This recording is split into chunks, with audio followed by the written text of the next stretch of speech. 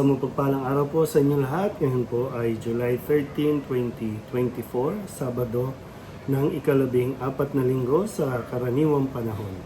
Ating pong unang pagbasa at pagninilay sa araw nito ay hinango mula sa aklat ni Propeta Isaías chapter 6 verses 1 to 8. Nang taong mamatay si Haring Uzias, nakita ko ang Panginoon. Nakaupo siya sa isang napakataas na luklukan. Ang laylayan ng kanyang damit ay nakalatag sa buong templo. May mga sirapin sa kanyang ulunan, at bawat isa'y may 6 na pakpak. 2 ang nakatakip sa muka, 2 sa buong katawan, at 2 ang ginagamit sa paglipad. Wala silang tigil ng kasasabi sa isa't isa ng ganitong, Banal, banal, banal ang Panginoong Diyos na makapangyarihan. Ang kanyang kaniningay laganap sa sanlibutan. Sa lakas ng kanilang tinig ay nayanig ang pundasyon ng templo at ang loob nito ay napuno ng usok. Sinabi ko, kawawa ako. Marumi ang aking labi at naninirahan sa piling ng mga taong marurumi rin ang labi.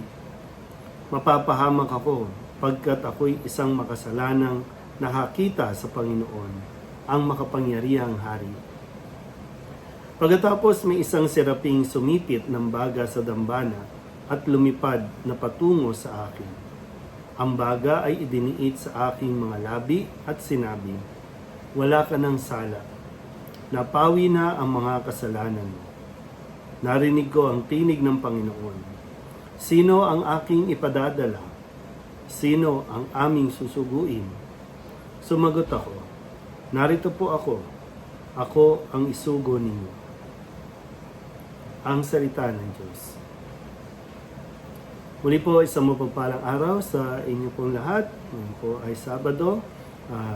Muli tayo ay inaanyayahan na pagnilayan natin. At ngayon ay nagsisimula tayo sa ating pong pakikinig, pagbabasa ng aklat ni Propeta Isaías. At ito yung pagsisimula din ng kwento kung paano siya tinawag ng Panginoon at italaga bilang propeta. Muli, ang propeta ay mensahero, tagapagsalita, tagapaghatid ng mensahe ng Panginoon sa kanyang bayan. Dahil hindi direktang nakikipag-usap ang Panginoon sa kanyang bayan, kundi gumagamit siya ng mga propeta. At ngayon, sa pagsisimula natin, sabi nga sa kanyang propesiya, nakita niya ang Panginoon at doon ay nasabi rin niya na siya ay marumi, para bang siya ay isang makasalanan na nakakita sa Panginoon. Pero sa kabila nun ay mayroong idiniit sa kanya na isang baga sa kanyang dila at sinabi rin na wala na siyang sala. Marahil ngayon ay maganda na mapagnilayan natin ang tawag sa atin ng Panginoon. Yung tawag na magpahayag ng mabuting balita. Siguro marami din sa atin na talagang nagsasabi na hindi tayo karapat-dapat, hindi tayo credible, wala tayong kakayanan, lalong-lalo na sinasabi natin na tayo ay makasalanan. Kaya wala tayong karapatan para tumugon o magsalita tungkol sa salita ng Diyos na dapat na ipinapahayag ng mga tao.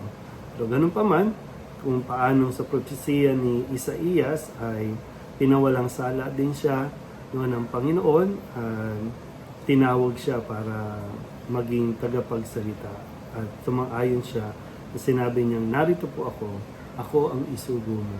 Nawa magkaroon din tayo ng lakas ng loob para tumugon din sa tawag ng Panginoon sa anumang bukasyon tayo tinatawag. Pare-pareho po na ang direksyon niya naman nito ay magsabuhay ng salita ng Diyos at ipahayag ang salita ng Diyos. Tanging salita ng Diyos. Bagamat hindi tayo karapat-dapat, pero sapat po ang awa at grasya ng Diyos upang tayo po ay makapagsalita ng naayon din naman sa Kanya. Hindi naman natin sasabihin yung sarili natin hindi naman natin ipapakilala yung sarili natin, kundi ang maipakilala natin sa bawat salita na lumalabas sa ating bibig ay ang Panginoon na siyang tumatawag sa lahat sa atin. Muli po, isang mapagpalang araw sa inyo pong lahat.